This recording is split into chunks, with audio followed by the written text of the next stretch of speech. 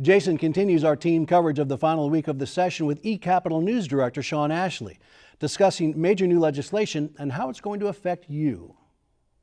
Shawn, now that this year's legislative session is over, what are your reflections?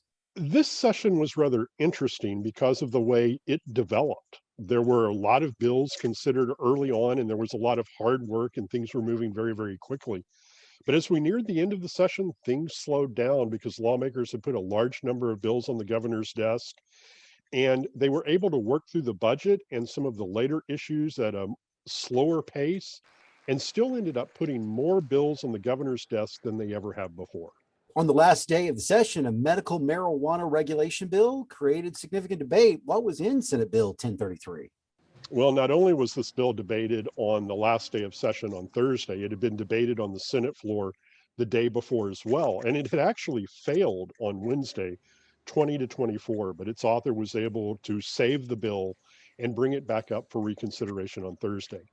The bill has a number of components, and that was one of the complaints of some of the opponents to the bill.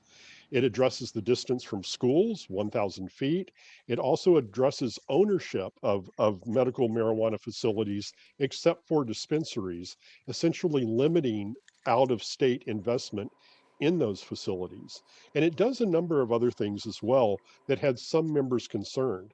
Keep in mind, earlier in the legislative session, lawmakers passed an omnibus piece of legislation dealing with medical marijuana that is sitting on the governor's desk.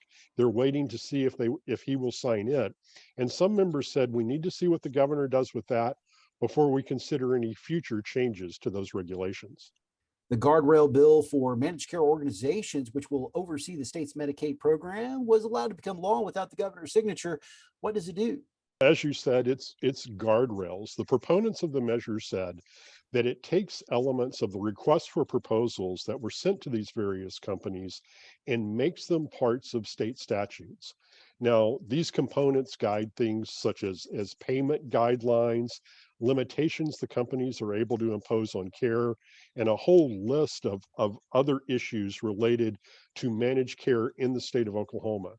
The key for the proponents was that this bill would protect providers in Oklahoma.